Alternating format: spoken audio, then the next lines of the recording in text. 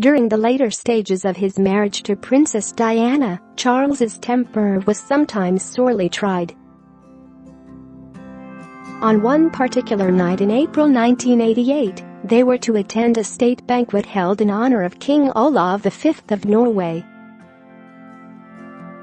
However, it wasn't yet time for them to leave Kensington Palace.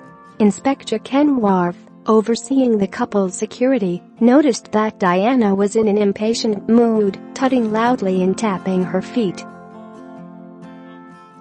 Charles, for his part, was feeling extremely relaxed.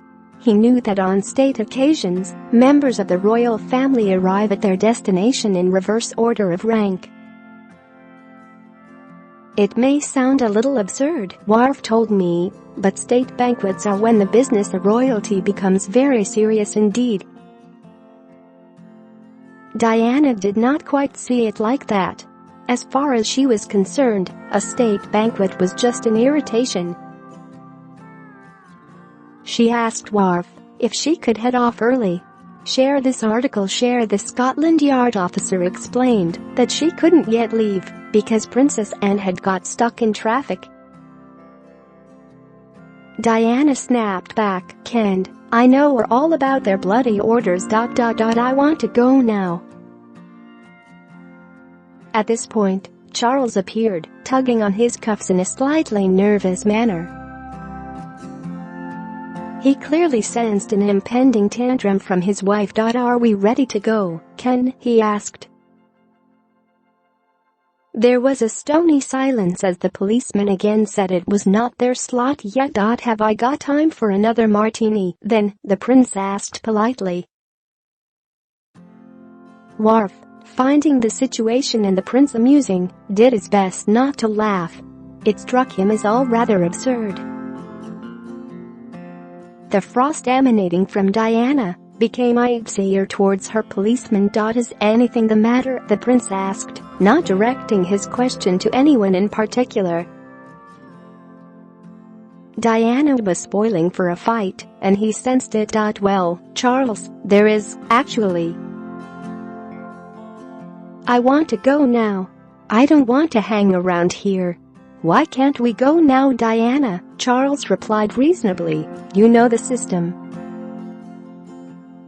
We have to go at the set time, so that we arrive just before Her Majesty." He took a measured step back, as though preparing himself for an onslaught. Diana turned on him. "But Charles, why can't you go on your own? I can get there earlier." "Nobody will worry about me," she said. Of course, she knew that if she turned up without her husband, the waiting media would plaster it all over the front pages, speculating, quite rightly, that the Prince and Princess of Wales had yet another row. When Charles pointed this out to her, however, she became even more frustrated. Pacing like a caged animal, Diana shouted, "Charles, I have really had enough of this. I'm off." "No, Diana, we really have to wait," he insisted. Whereupon he ordered another martini from butler Harold Brown and retreated to his study. Wharf let out a little chortle. "Do you find my husband funny, Ken?" Diana snapped. "Well, do you?" Wharf replied. "Well, actually, I do, ma'am.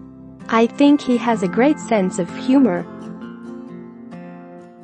It's not too far removed from my own." Clearly exasperated, Diana retorted curtly, "So, what kind of humor is that?"